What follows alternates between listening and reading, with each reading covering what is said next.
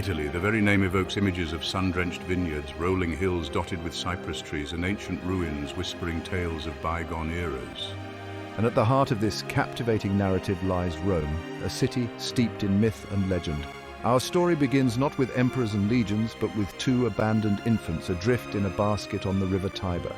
Romulus and Remus, twin brothers left to the mercy of the elements and the whims of fate. This tale, passed down through generations, speaks to the very essence of Rome, a city born of adversity, forged in the crucible of struggle.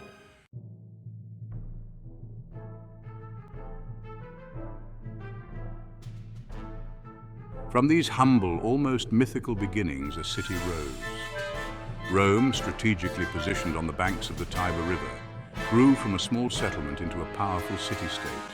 Driven by ambition and a thirst for conquest, Rome expanded its reach beyond the Italian peninsula, its legions marching across the Mediterranean world. The Roman Empire, a vast and complex entity, was a melting pot of cultures and traditions.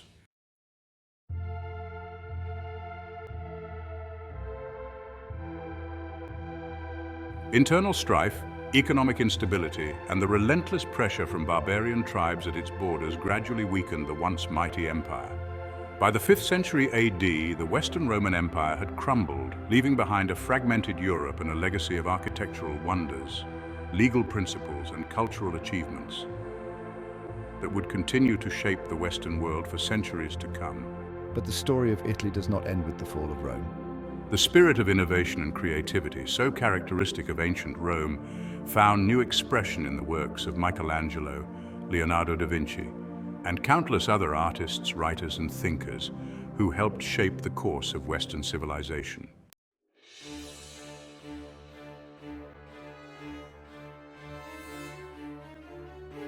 By the 1st century BC, the Roman Republic, once a beacon of shared power, found itself teetering on the brink of collapse. From this maelstrom of conflict emerged Julius Caesar, a brilliant military strategist and charismatic leader. His crossing of the Rubicon, a symbolic act of defiance against the Roman Senate, marked a turning point in Roman history, signaling the end of the Republic and the dawn of the Roman Empire. Yet Caesar's reign was destined to be short-lived.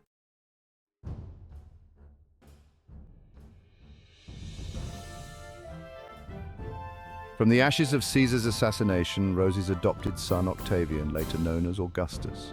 A shrewd politician and astute ruler, Augustus consolidated his power and established the Principate, a system of governance that marked the beginning of the Roman Empire.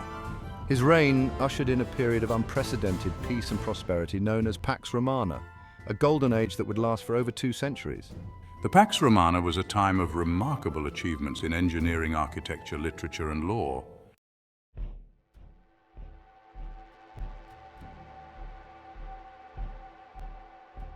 But even during the Pax Romana, challenges remained. The vastness of the empire made it difficult to govern, and ambitious generals occasionally used their legions to challenge the power of the emperor. Barbarian tribes, driven by pressure from migrations in the east, tested the boundaries of the empire, seeking land and resources. Internally, the Roman Empire faced economic challenges. The cost of maintaining a large army and an elaborate system of governance placed a strain on the imperial treasury. These internal and external pressures gradually weakened the fabric of the Roman Empire.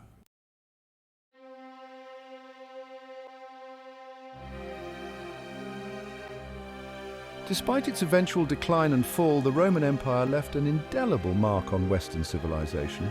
Its legacy is evident in the languages we speak, the laws we abide by, the architectural marvels we admire, and the political ideas that continue to shape our world. The Romans were master builders, and their architectural achievements stand as a testament to their ingenuity and skill. Their contributions to law, literature, philosophy, and art have shaped the course of Western thought and culture for centuries.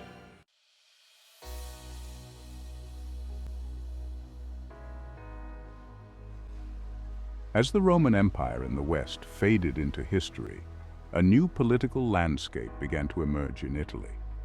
The once unified peninsula, held together by the might of Roman legions and the authority of the emperor, fragmented into a patchwork of independent city-states. These cities, no longer beholden to a distant emperor, forged their own destinies, becoming centers of trade, commerce, and cultural innovation. In the north, Milan, with its strategic location and burgeoning textile industry, grew wealthy and influential. Florence, nestled on the banks of the Arno River, became a center of banking and finance, its merchants amassing fortunes that rivaled those of princes. Venice, a maritime republic built on a lagoon in the Adriatic Sea, established a vast trading empire, its ships laden with silks, spices, and other treasures from the east.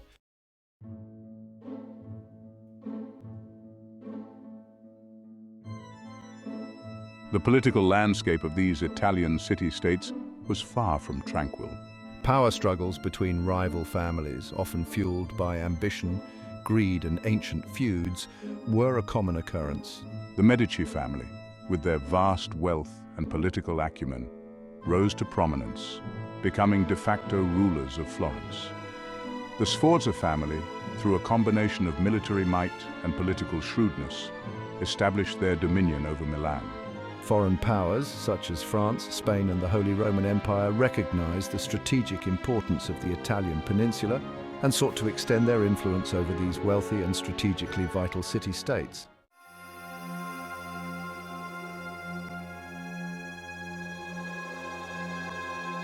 In the midst of this period of political and economic dynamism, a devastating plague swept across Europe, leaving a trail of death and despair in its wake. The Black Death, as it came to be known, arrived in Italy in 1347, carried by ships from the east. The death toll was staggering, with some estimates suggesting that as much as 1/3 of the population perished. Cities, once bustling centers of trade and commerce, were transformed into ghost towns, their streets littered with the bodies of the dead. The plague's impact on the economy was equally devastating, disrupting trade routes, decimating the workforce, and creating widespread economic hardship.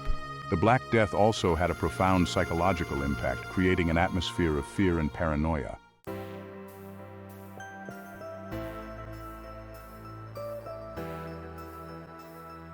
Yet, even in the face of such adversity, the seeds of cultural renewal were being sown. The Black Death, while a tragedy of unimaginable proportions, also had the unintended consequence of challenging old certainties and upending traditional social structures. Moreover, the plague's devastating impact forced people to confront their own mortality, leading some to question traditional religious doctrines and to seek solace in human reason and earthly pursuits. This shift in perspective, coupled with a renewed interest in classical learning and a rediscovery of ancient Greek and Roman texts, helped set the stage for one of the most transformative periods in European history, the Renaissance. The Renaissance, which began in Italy in the 14th century, was a period of unprecedented artistic, literary, and scientific flourishing.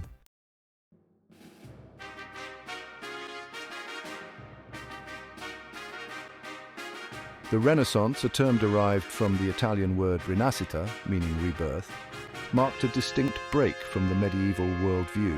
This shift in perspective was fueled by a number of factors, including the rediscovery of ancient Greek and Roman texts, the rise of humanism, and the growing wealth and patronage of the Italian city-states. Humanism, a key intellectual movement of the Renaissance, emphasized the value and agency of human beings, encouraging individuals to cultivate their talents and contribute to society. This newfound emphasis on human potential found expression in a wide range of fields, from art and literature to science and philosophy.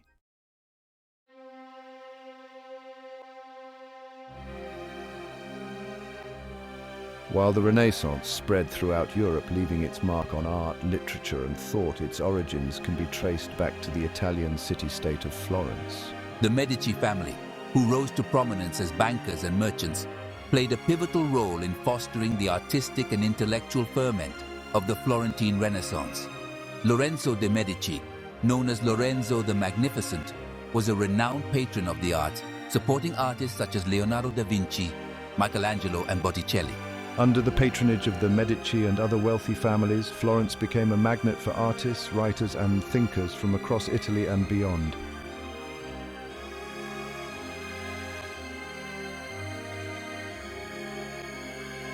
The Renaissance produced a dazzling array of artistic geniuses, individuals whose works continue to inspire awe and wonder centuries later.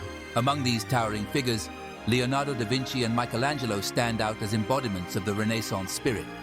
Leonardo, a true polymath, excelled in painting, sculpture, engineering, architecture, and anatomy.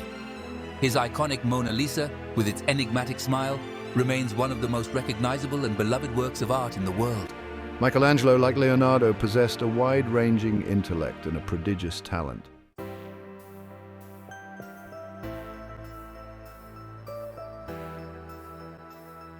Section 4, the Renaissance spirit, a legacy of innovation. The Renaissance was a period of remarkable intellectual and artistic ferment, a time when the boundaries of human knowledge and creativity were pushed to new limits. It was an era that celebrated human potential, embraced classical learning, and laid the foundation for the scientific revolution that would follow. The legacy of the Renaissance is all around us. From the art we admire in museums to the books we read to the very way we think about the world and our place in it. The Renaissance spirit, with its emphasis on curiosity, innovation, and the pursuit of excellence, continues to inspire us today. The Renaissance may have reached its zenith in Italy, but its influence spread far beyond the peninsula, transforming Europe and leaving an indelible mark on Western civilization. It was a period of transition, a bridge between the medieval world and the modern era, a time when the seeds of human potential were sown, setting the stage for centuries of innovation and progress.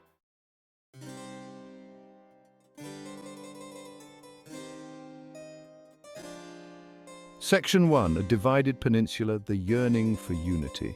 As the Renaissance faded, Italy found itself fragmented and under foreign domination. The Italian peninsula, divided into small states, became a pawn in European politics. The Congress of Vienna in 1815 solidified foreign control over much of Italy. Despite this, a shared identity rooted in language, history, and culture persisted. The yearning for a unified Italy began to take root among intellectuals, artists, and activists. The first half of the 19th century witnessed a surge in nationalist sentiment across Europe. The Napoleonic Wars spread the ideals of nationalism and self-determination. In Italy, this growing sense of national identity found expression in literature, music, and art. Writers like Alessandro Manzoni and Giacomo Leopardi gave voice to the aspirations of a people yearning to be free.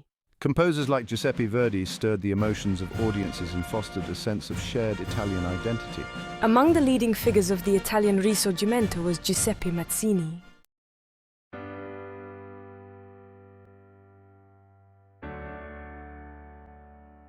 The year 1848 witnessed a wave of revolutions across Europe as people took to the streets demanding political and social reforms. Italy was no exception. Uprisings erupted in several Italian states, challenging the authority of Austrian rulers and demanding constitutional government. While these revolutions were ultimately suppressed, they demonstrated the growing strength of the movement for Italian unification. One of the most colorful and enduringly popular figures of the Risorgimento was Giuseppe Garibaldi. A charismatic military leader and a staunch Republican, Garibaldi shared Mazzini's dream of a unified, independent Italy. In 1860, Garibaldi, with his band of volunteers known as the Red Shirts, embarked on an audacious military campaign that would capture the imagination of the world. Setting sail from Genoa with just over 1,000 men, Garibaldi landed in Sicily, then under the control of the Bourbon Kingdom of the Two Sicilies. Garibaldi's forces, aided by popular support and the disarray of the Bourbon army, swept through Sicily, liberating the island from Bourbon rule. Emboldened by this success, Garibaldi crossed the Strait of Messina and marched north, capturing Naples and ultimately uniting the southern Italian states.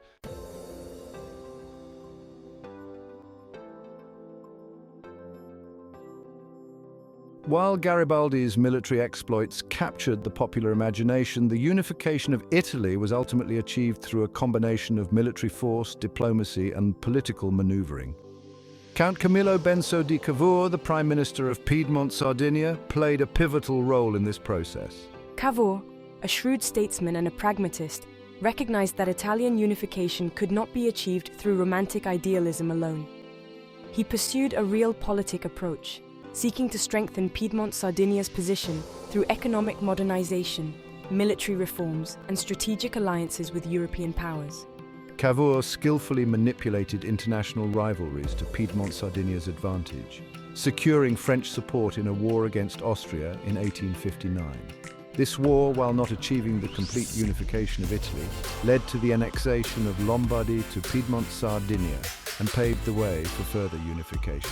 Cavour's diplomacy, combined with Garibaldi's military victories, ultimately led to the proclamation of the Kingdom of Italy in 1861, with Victor Emmanuel II of Piedmont, Sardinia as its king. The year 1861 marked a watershed moment in Italian history. The once fragmented peninsula was finally united under the Kingdom of Italy. Yet this unity masked deep-seated challenges. The newly formed nation faced the daunting task of forging a common identity. The North enjoyed relative prosperity while the South lagged behind. Regional disparities and political instability cast a long shadow over the early years of the kingdom. The 20th century proved to be a period of profound upheaval and transformation for Italy, marked by the rise of fascism, the devastation of 2 world wars, and the eventual emergence of a prosperous and democratic republic. The outbreak of World War I in 1914 presented Italy with a stark choice.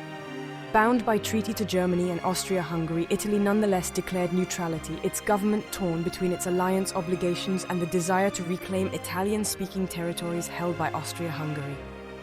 In 1915, lured by the promise of territorial gains, Italy entered the war on the side of the Allies, a decision that would have disastrous consequences.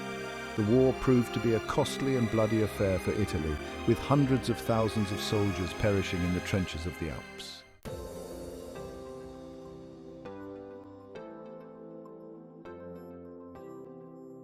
Section 3, From Ruins to Renaissance, Post-War Italy. World War II brought further devastation to Italy. Allied bombings ravaged cities and infrastructure, while the country became a battleground between Allied forces advancing from the south and German troops entrenched in the north. The war also saw the collapse of Mussolini's regime and the eventual liberation of Italy from fascist rule. In the aftermath of the war, Italy faced the daunting task of rebuilding its shattered economy and constructing a new democratic order. The country adopted a new constitution in 1948, establishing a parliamentary republic and guaranteeing fundamental rights and freedoms. The post-war period witnessed a remarkable economic recovery fueled by Marshall Plan aid, industrial growth, and a burgeoning tourism industry. Italy also became a founding member of the European Economic Community, the precursor to the European Union, demonstrating its commitment to European integration and cooperation. This period of economic prosperity and political stability, known as the Italian economic miracle, transformed Italy into a major industrial power and a key player on the world stage.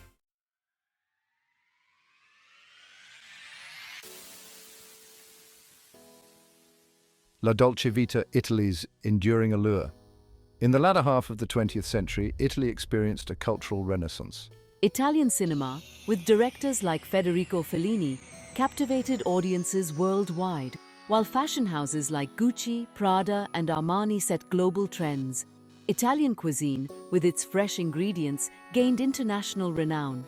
Today, Italy remains a country of contrasts. Ancient ruins stand in stark contrast to modern skyscrapers. Regional identities persist alongside national pride. From its ancient roots to its modern democracy, Italy's journey is marked by triumph and resilience.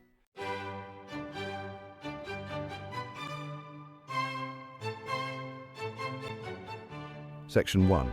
A global tapestry woven in Italy.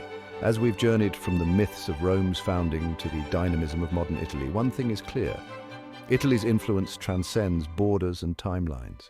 It's a legacy woven into the very fabric of Western civilization, a vibrant thread running through art, architecture, language, law, and even everyday life. Think of the enduring power of Roman architecture, from the Colosseum's grandeur, still echoing with the spectacle of gladiatorial combat, to the Pantheon's dome, a testament to architectural genius. These structures are more than just tourist attractions. They're tangible reminders of Rome's impact, influencing architectural styles for centuries. And what about the Italian language, the language of opera, of Dante's poetry, of passionate conversation over espresso in a bustling piazza? Its musicality and expressiveness have captivated the world. influencing other languages and serving as a foundation for musical terminology. Italian artists, from the Renaissance masters like Michelangelo and Leonardo to the cinematic visionaries like Fellini and Rossellini, have shaped our understanding of beauty, of human emotion, of storytelling itself. Their works are displayed in museums worldwide, screened in cinemas, discussed and debated, proving the timelessness of Italian creativity.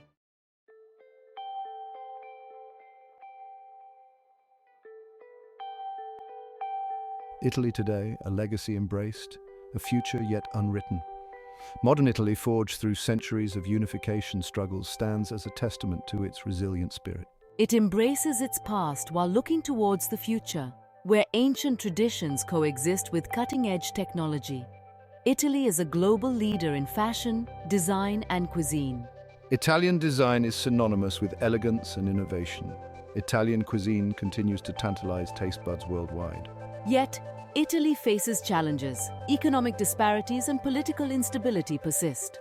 Italy's story, woven from ancient history and vibrant culture, is far from over.